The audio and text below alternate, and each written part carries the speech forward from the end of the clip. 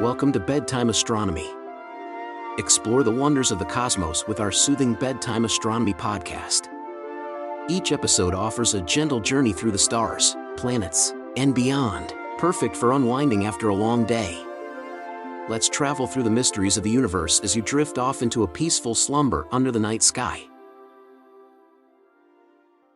I want you to imagine, just for a second, that you are standing in a dry, freezing, just incredibly dusty crater on another planet. Yeah, an absolutely brutal environment. Exactly. The sky above you isn't blue. It's this hazy butterscotch color, tinted by all that iron oxide dust just suspended in the thin air. Right. And the atmosphere is so wispy. I mean, it's mostly carbon dioxide, less than 1% the density of Earth's. You couldn't breathe it, even if it magically filled with oxygen right then and there. No, you'd suffocate immediately. And freeze. Yeah, freeze, because the temperature is hovering somewhere around 80 degrees below zero. There is no sound but this thin wind. It is utterly barren. Like a sterile desert. Right. But then you kneel down, you brush away that rusty red top layer of dirt, you scrape just, a couple of inches into the rock beneath, and staring back at you are the very chemical building blocks of DNA. I mean, it sounds like the opening scene of a science fiction novel, right? Where the protagonist makes this impossible discovery. It really does. But we are looking at hard, peer-reviewed reality today. And it's a reality that completely shatters our previous assumptions about the chemistry of our solar system. Because the surface is basically a death zone. Right? Exactly. We already know the Martian surface is essentially a sterilization engine. Unshielded UV radiation and these highly reactive chemicals in the soil called perchlorates, well, they usually tear organic bonds apart in a matter of months, let alone millennia. Which makes this monumental. And that's our mission today, to really explore this. We are talking about NASA's Curiosity Mars rover, right? This car-sized, nuclear-powered laboratory that has managed to pull off something planetary scientists have dreamed of for decades. It's an incredible engineering feat. In a specific spot on the Martian surface, this rover has successfully uncovered a diverse mix of never-before-seen organic molecules. And yes, that includes the literal precursors to DNA. Yeah. I mean, it is impossible to overstate how thrilling this is. We are looking at the potential seeds of life sitting right there in the dirt of our neighboring planet. It really is. It's the kind of discovery that forces you to look up at the night sky and just realize how incredibly dynamic our universe actually is. The thrill is absolutely justified, I agree. Though, I think we have to temper that excitement just a bit by grounding ourselves in the sheer staggering time scale of what we are analyzing here. Right, the 3.5 billion years part. Exactly. The true marvel here isn't just the inventory of what the rover found. It is the fact that these complex molecular structures survived at all. Because Mars doesn't have a magnetic field like we do. Right. Mars is a giant, unshielded radiation chamber. It lacks a global magnetic field to deflect galactic cosmic rays, and solar energetic particles just relentlessly bombard the surface. Wow. Ionizing radiation functions like a microscopic wrecking ball, systematically smashing into complex molecules and breaking their delicate carbon bonds over deep time. Just constantly chipping away at them. Yeah, exactly. So finding intact macromolecules that endured this brutal environment for billions of years completely redefines our baseline understanding of planetary preservation models. Well, let me stop you there, because that immediately raises a massive question. Sure. If the surface is a sterilization engine and cosmic rays are acting like microscopic wrecking balls for 3.5 billion years, how on Mars did anything survive? Right, it seems impossible. It defies logic. Why? Which means we have to look at the exact spot where the rover parked, right? Curiosity didn't just, stumble upon these fragile molecules randomly while rolling across the dunes. No, not at all. Survival in that kind of environment is never random. If Curiosity had parked a few miles away, we wouldn't be having this conversation right now. Wait, really? Just a few miles? Just a few miles. The rover had to find a very specific geologic vault. Curiosity landed in Gale Crater back in August of 2012. And Gale Crater is this massive impact basin formed billions of years ago. And it used to be a lake, right? Yes, we are fairly certain it hosted an ancient long-lived lake system. But the specific samples we are dissecting today weren't taken in 2012. Oh, they weren't. No, they weren't taken in 2014 or 2016 either. The rover had to meticulously climb the foothills of the crater's central peak, Mount Sharp. It took until 2019, when it finally drove into a highly specialized region called Glen Torridon. Okay, let's unpack this. Glen Torridon isn't just another patch of rusty terrain, is it? Not at all. The rover specifically targeted a clay-bearing unit within this region, which the science team nicknamed Marianning. Ah, after the 19th century English paleontologists who discovered Jurassic marine fossil beds? Exactly.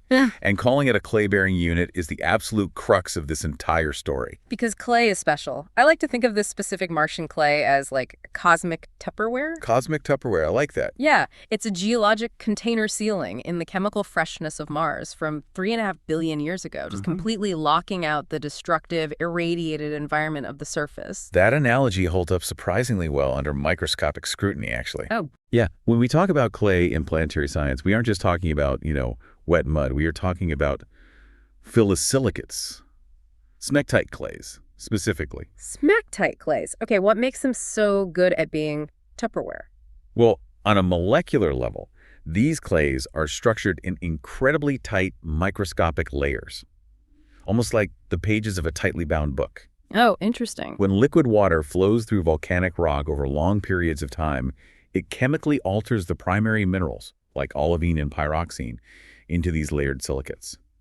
Okay, so the water changes the rock. Right. And when that alteration happens, organic chemicals flowing in that water can essentially get trapped right between these microscopic sheets. So the clay physically swallows the organics, like it just traps them inside the pages of the book. It traps them, yes, but it also chemically binds them. The surfaces of these clay layers have slight electrical charges that hold on to organic molecules. Oh, wow. So it's not just a physical box, it's grabbing onto them. Exactly.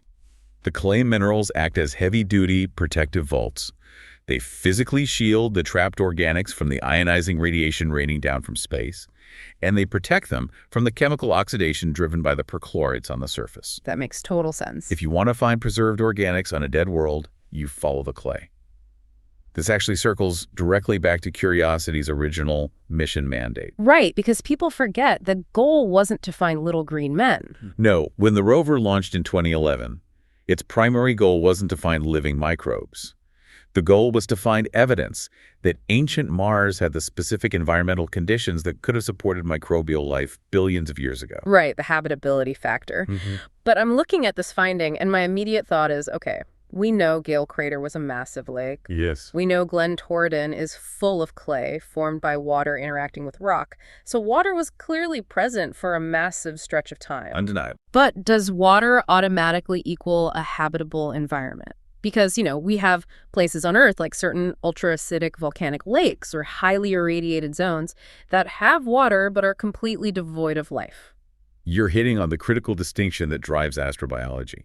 Water is the solvent necessary for life as we know it, but it is entirely insufficient on its own. Right. Just having a glass of water doesn't mean something can live in it. Exactly. To declare an environment truly habitable, you need a confluence of three major pillars. Okay, what are the three? First, you need that liquid water solvent. Second, you need an energy source to drive metabolism. Like sunlight. Sunlight for photosynthesis, sure.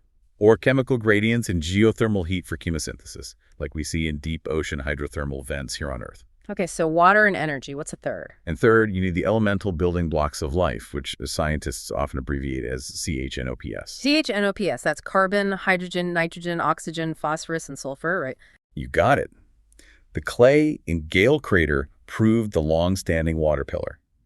But to prove full habitability, Curiosity had to definitively find those complex organics. The Tupperware is useless to our search for life if we open it up and find it completely empty. Wow, yeah.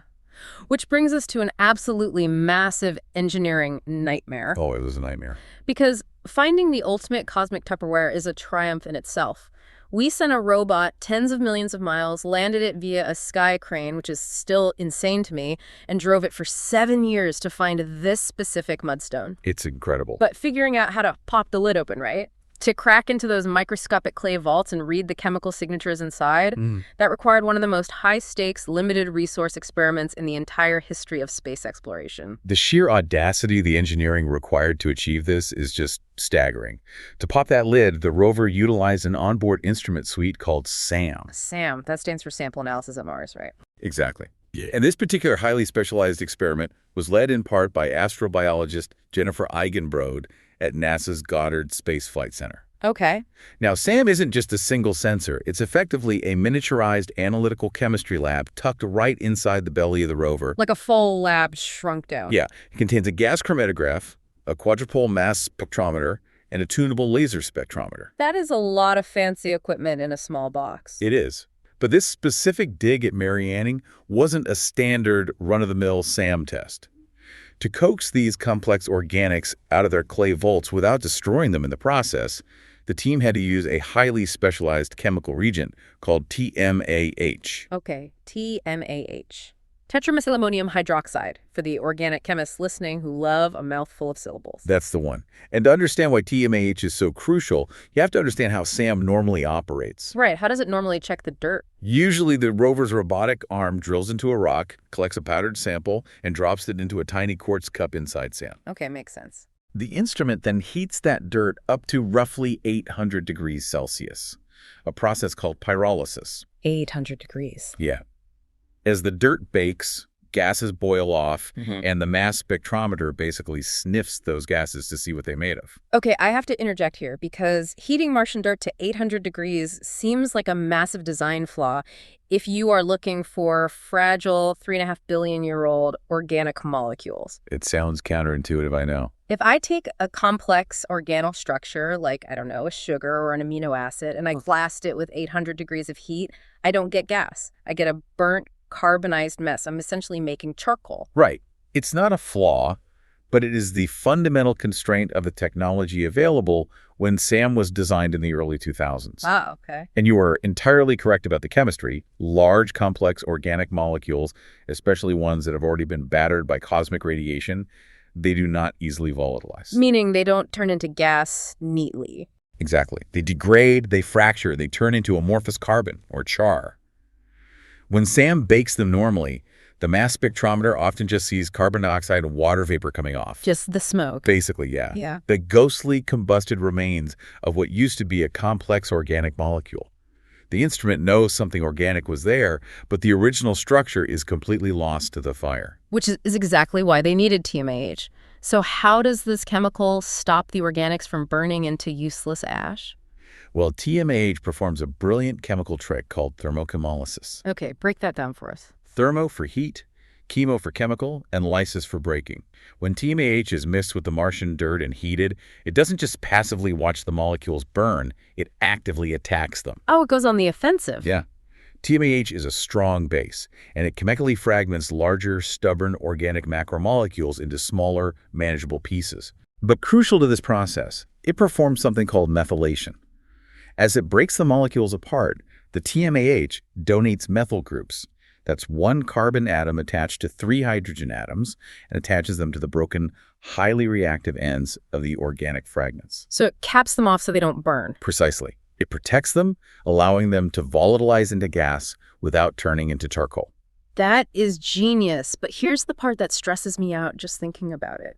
Imagine packing for a decade-long, multi-million-mile road trip across a hostile desert, right? Sure. But you're only allowed to bring exactly 2 fluid ounces of engine coolant for the entire journey. That's a good way to put it. Because you have a car-sized robot roaming an entire planet, and it only had 2 tiny cups of this liquid TMAH chemical on board. 2 cups. 2 cups for the entire multi-year lifespan of the mission. It's like reaching the final, most difficult puzzle of a vastly complex video game and realizing you only have a single lockpick to open the most important safe on Earth, and if you turn it too hard, it snaps. Yeah, and the physical constraints of spaceflight force these kinds of impossible bottlenecks. When you're launching a payload to Mars, every single gram is negotiated. Everything costs fuel. Right, and liquids are exceptionally difficult to fly with.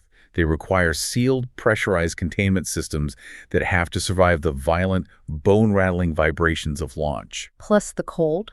Oh yeah, the freezing vacuum of interplanetary transit, and then the fiery deceleration of entering the Martian atmosphere. So yes, they only had 2 cups. And because of that terrifying scarcity, the patience required by the science team was just immense. I just can't imagine the tension. You land in 2012, you know you have this incredibly powerful chemical lockpick in the rover's belly. And you just have to wait. Yeah. How do planetary scientists handle the psychological pressure of knowing that one wrong scoop of dirt wastes a decade of waiting and searching? A lot of pressure. Because if they drill a rock, mix in the TMAH, and it turns out that specific rock was, I don't know, too highly oxidized or lacked the right smectite clays or had too much perchlorate, that's it. That's game over for the lockpick. You press enter on the code, sending the command to Mars, and then you just sit in a control room on Earth, agonizing for the 14-minute communication delay, waiting to see if you blew your one and only chance.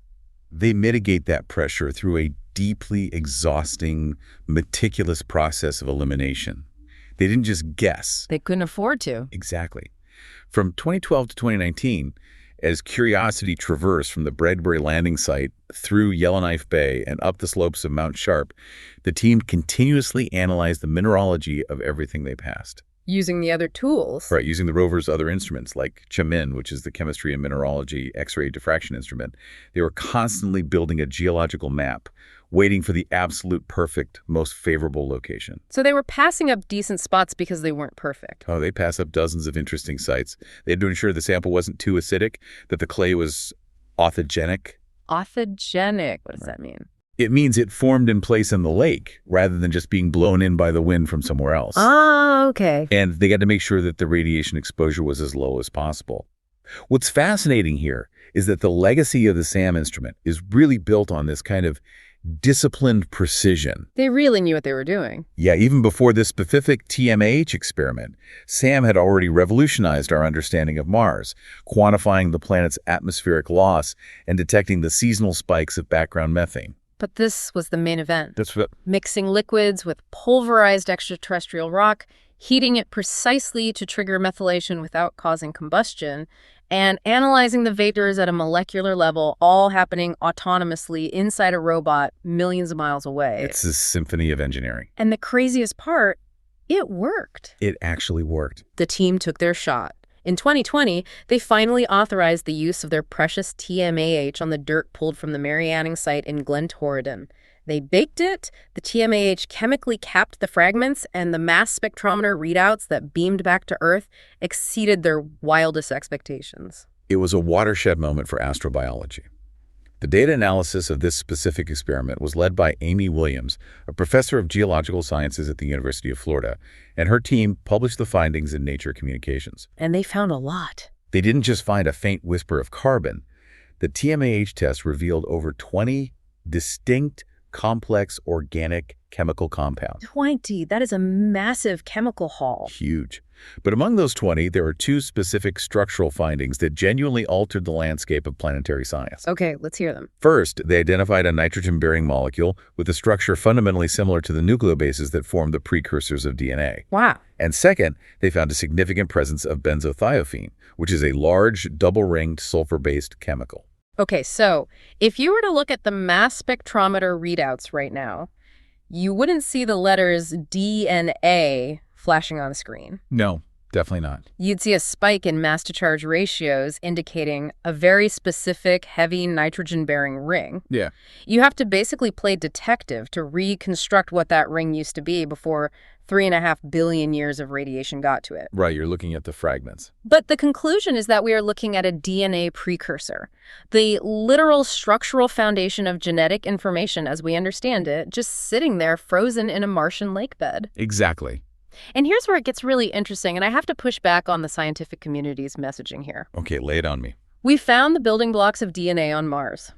Why isn't this front page above the fold news everywhere declaring we found aliens? Yeah. It feels like scientists are deliberately downplaying this, framing it merely as chemistry rather than definitively biology. It is the most natural reaction to have, believe me. Yeah. And it gets to the very heart of the rigor required by the scientific method. Because it's not proof yet. Right. The boundary between a biological building block and actual functioning biological activity is a vast, complicated gulf. How so? Well, think of finding a nucleobase, a DNA precursor, like finding a single, perfectly formed clay brick. Okay. A brick is incredibly useful. It is the fundamental unit you need if you want to build a complex house. But finding a single brick lying in an empty field does not prove that a house was ever actually built there, let alone that someone lived in it. Oh, that makes a lot of sense. Biology is not just a collection of chemicals. It's a highly organized, selective, energy-consuming system.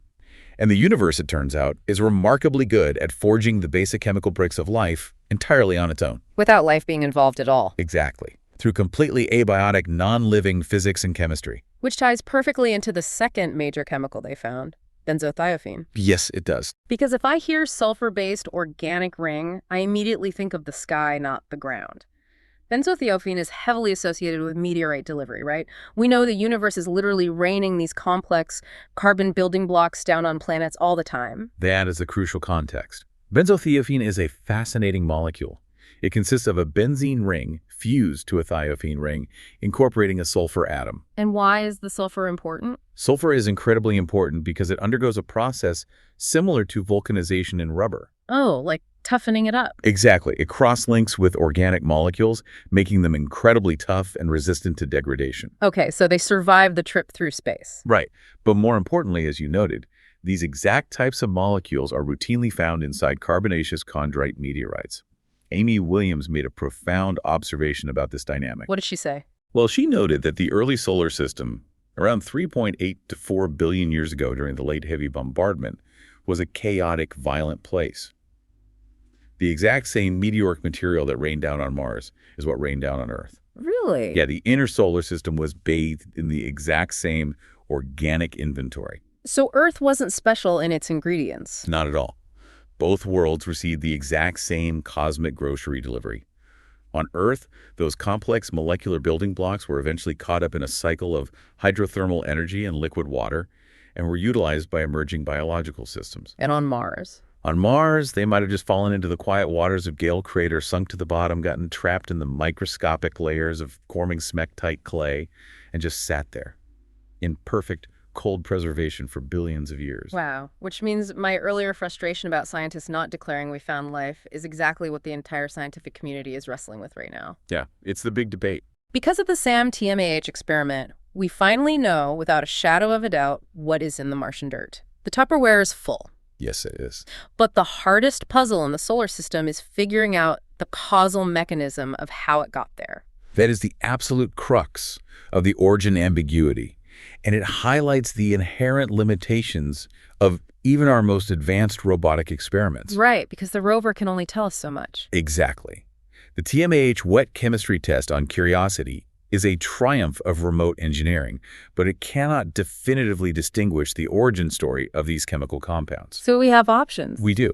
When we look at that benzothiophene or that nitrogen-bearing DNA precursor, we're faced with three equally plausible hypotheses. You want to go through them? First, the biological hypothesis. These organics are the degraded, fragmented remnants of the metabolic processes of actual ancient Martian microbes that lived in Gale Crater. The alien life option. Okay, what's next? Second, the abiotic geological hypothesis.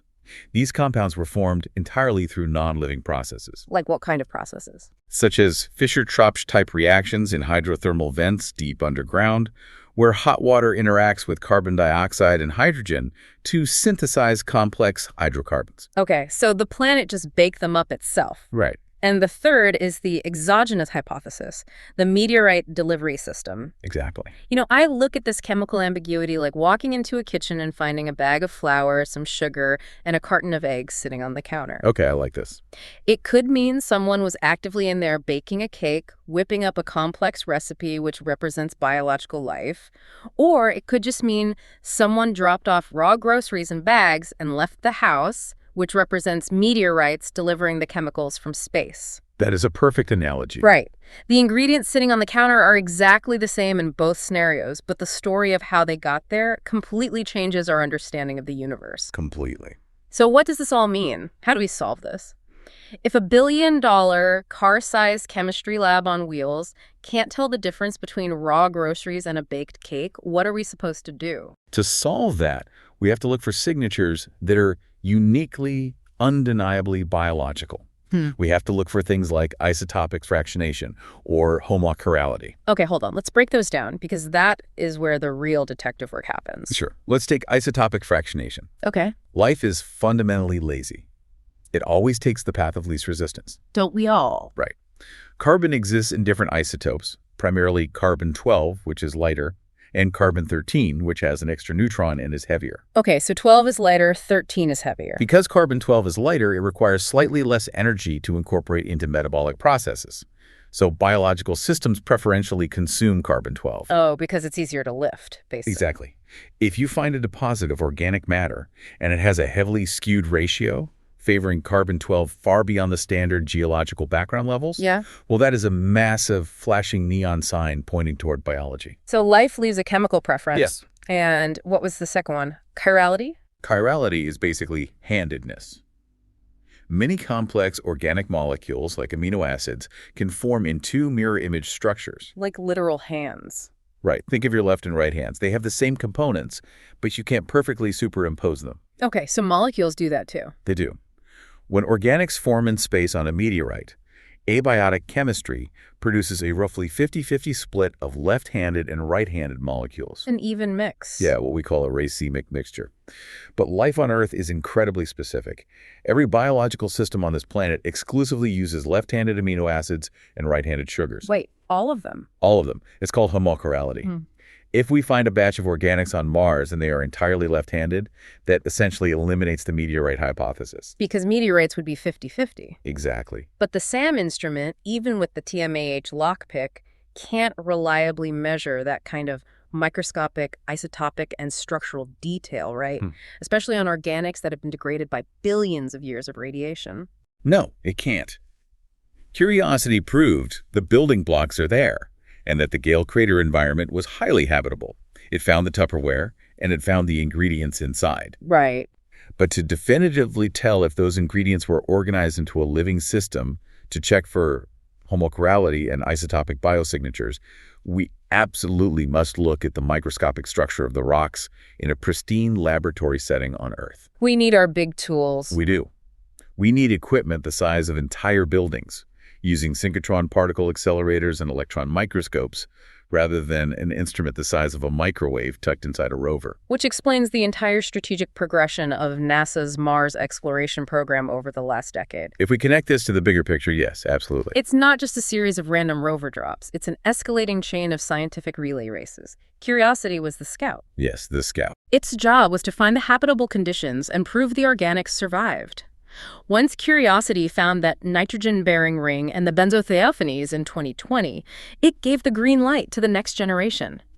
That is exactly why the Perseverance rover, which landed in Jezero crater in 2021, has a completely different job description. Precisely. Or rather, that's exactly the evolution of the mission architecture. Perseverance is not just looking for habitability. It is explicitly tasked with seeking definitive signs of ancient microbial life. Right, it's looking for the fossils. Exactly. And instead of just analyzing the dirt on board and leaving it behind like Curiosity does, Perseverance is actively drilling pristine rock cores. To bring them back. Well, it's sealing them in ultra-clean titanium tubes and caching them on the Martian surface. Just leaving them there for pickup. Exactly. And all of that hinges entirely on the future Mars sample return architecture, which is arguably the most complex robotic space mission ever conceived. Oh, without a doubt. I mean, we have to send an Earth return orbiter to Mars, drop a sample retrieval lander to the surface, have a small fetch rover or helicopters pick up those titanium tubes from Perseverance, load them into a Mars ascent vehicle, which is a rocket launching off the surface of another planet, by the way. For the first time ever. Yeah. Then rendezvous with the orbiter in space and flight him all the way back to Earth. It is a staggering logistical chain. Yeah. And it will take years, likely stretching into the next decade, before those physical samples make the multi-million-mile trip back to terrestrial laboratories. So we still have a long wait. We do.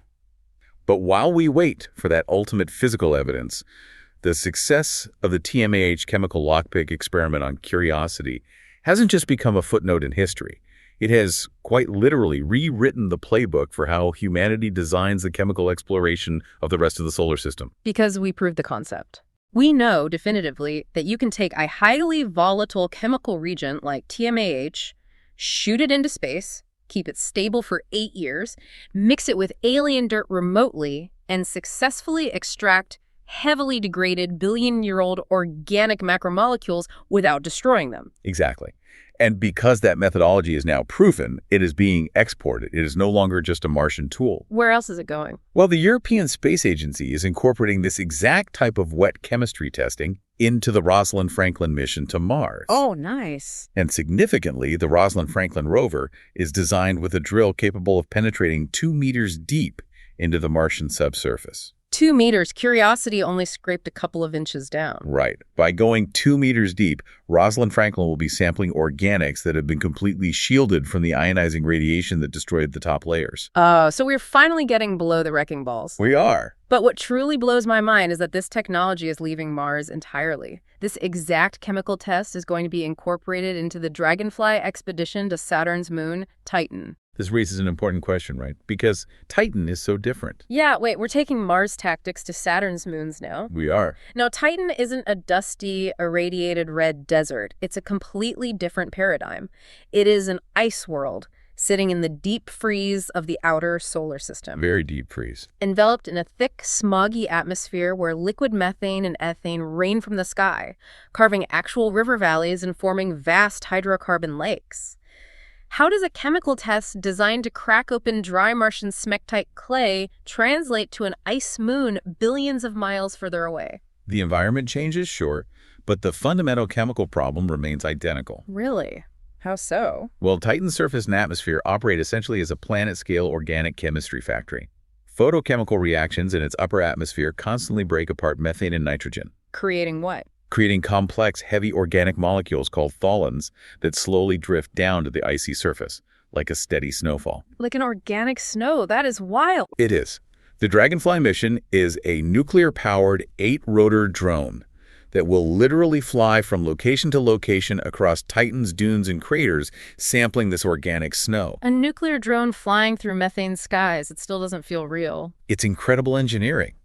But the scientists designing Dragonfly faced the exact same problem Jennifer Eigenbrod and Amy Williams faced with Sam on Mars. The burning problem. Exactly. Titan's surface is incredibly cold, around 94 Kelvin, or minus 290 degrees Fahrenheit. The heavy organics covering the surface are frozen solid and highly complex. Okay. If the Dragonfly drone lands, scoops up that icy organic-rich material, and just blasts it with a heater to vaporize it for a mass spectrometer. They turn to charcoal. Right. Those massive, complex tholin molecules will fracture, degrade, and burn, just like they would have on Mars. You will lose all that structural information.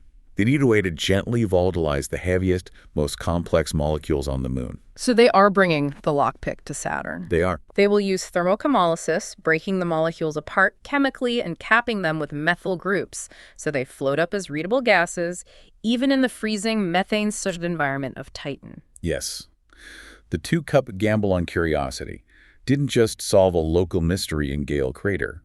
It proved that complex wet chemistry can be automated and executed flawlessly in brutal alien conditions. It opened the door. By testing and validating this concept in the dry, dusty clay of Mars, we gained a standard, highly reliable weapon in humanity's analytical arsenal. Whenever we go hunting for the molecular building blocks of life anywhere in the cosmos, whether it's the subsurface oceans of Europa or the methane lakes of Titan, we now know exactly how to open the vault without burning the treasure inside. It really is staggering to pull all these threads together. It's a lot of information, I know. We started this conversation standing in the freezing, butterscotch-tinted dust of Gale Crater.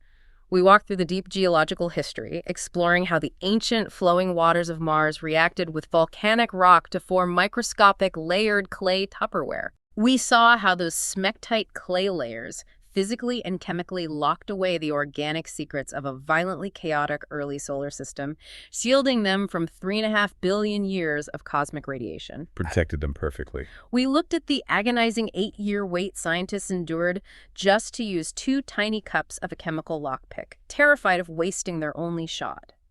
And we saw how that tension exploded into the discovery of massive, complex molecules from meteorite-delivered benzothiophene to the literal nitrogen-bearing precursors of DNA. It's a beautiful scientific arc. It is. We proved that our neighboring barren planet was stocked with the exact same biological grocery list that eventually sparked life here on Earth. And I think it's deeply important for you listening to this right now to internalize your own physical connection to this science. I couldn't agree more. It is very easy to look at planetary exploration as something abstract, an expensive exercise in robotics happening hundreds of millions of miles away. But it is profoundly personal. It's about us. Exactly. The carbon atoms currently forming the cell walls in your body, the nitrogen atoms binding together the very rungs of your own DNA as you listen to this, they share a direct cosmic history with the degraded molecules currently resting in the Glentorridin dirt. Wow. The organic rain that blanketed the violent early solar system fell indiscriminately. It fell on you and it fell on Mars. When we use tools like SAM and TMAH to dissect the dirt of another world, we are quite literally studying our own chemical origins in a planetary mirror. That is a hauntingly beautiful perspective, and it leaves me with one final thought for you to ponder. We know the ingredients are universal.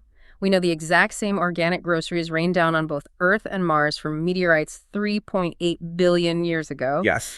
And we now know definitively, thanks to a car-sized rover and a chemical called TMAH, that Mars' ancient clay was perfectly capable of catching those ingredients, holding them in a watery, highly habitable environment, and preserving them for eons. The table was perfectly set. It really was. So perhaps the most profound mystery moving forward isn't whether Mars could have supported life. Perhaps the real mystery, the one that should keep us awake at night, is what tiny, microscopic, thermodynamic fork in the road caused Earth to wake up and start baking the cake, while Mars, with all the exact same ingredients, remained perfectly chemically asleep.